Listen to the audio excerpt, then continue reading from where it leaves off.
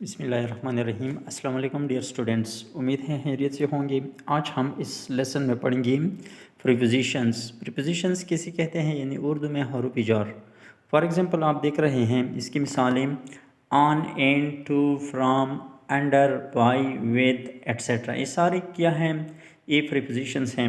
यानी जो लफ्ज़ पोजीशन ज़ाहिर करें उसे इंग्लिश में प्रीपोजिशन कहा जाता है। प्रीपोजिशंस किसी जुमले में कबल बका, कापव को, पेर यानी पर, तक, ते, कब तक वगैरह की मानी देते हैं। जैसे आप मिसालें देख रहे हैं on, in, to, for, from, under, by, with etcetera. अब प्रीपोजिशंस की किस्में देखें। प्रीपोजिशन नंबर 1 है प्रीपोजिशन ऑफ टाइम, यानी जो वक़्त बताता है उसे प्रीपोजिशन ऑफ टाइम कहा जाता है।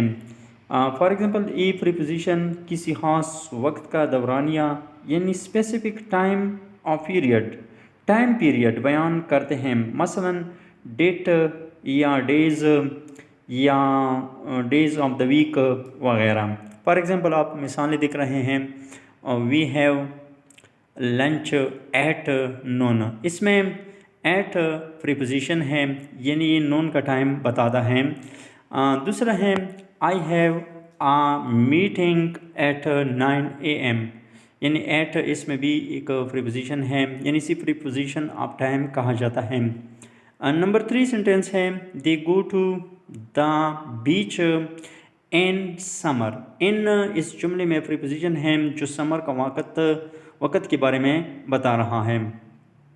अगला है what did you do on Eid last year, यानी ऑन ईद लास्ट ईयर की ईद के दिन, यानी आपने किया।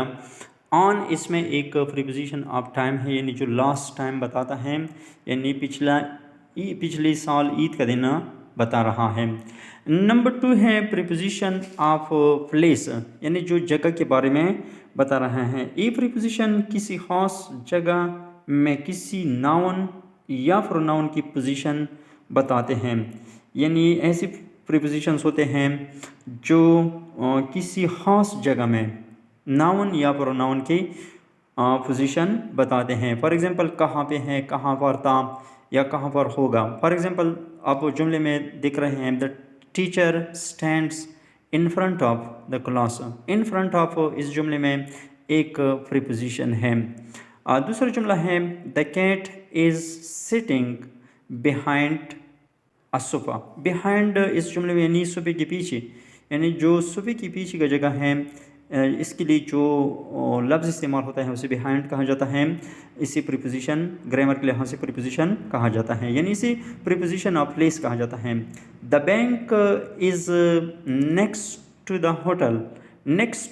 नेक्स्ट टू इस जुमले में यानी होटल के सामने या होटल से आगे, यानी बैंक होटल से आगे है। नेक्स्ट टू मीन्स मतलब इसका ये है कि ये नेक्स्ट टू जो बता रहा है ये जगह बता रहा है होटल से आगे का। तीसरा है इसकी जो तीसरी किस्म है preposition of movement and direction. For example एक शख्स या कोई चीज़ जिस तरफ हरकत कर रहा है, एक डायरेक्शन की तरफ हरकत कर रहा है, उसके लिए जो प्रीपोजिशन इस्तेमाल होता है उसी प्रीपोजिशन ऑफ डायरेक्शन या मूवमेंट कहा जाता है। ये प्रीपोजिशंस किसी जगह की तरफ आगे या पीछे की हरकत को ज़ाहिर करते हैं।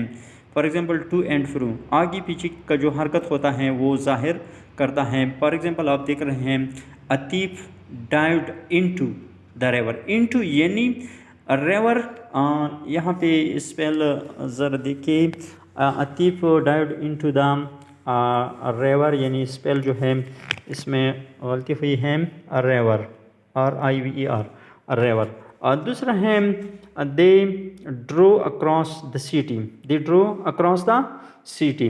और तीसरा जो मिसाल है the cat jumped over the wall. Over यानी दीवार की ऊपर। तो इसी तरह ये प्रीपोजिशन की 3 किस्में हैं। प्रीपोजिशन ऑफ टाइम जो वक़्त ज़ाहिर करते हैं, प्रीपोजिशन ऑफ प्लेस जो प्लेस के बारे में बताते हैं, किसी जगह के बारे में बताते हैं। Preposition of movement and direction ऐसे होते हैं जो किसी चीज़ या शख्स या नाउन या प्रोनाउन, फॉर एग्ज़ाम्पल इसकी जो हरकत होती है किस डायरेक्शन की तरफ होती है वो ज़ाहिर करते हैं। तो इट्स इनफ फॉर टुडे।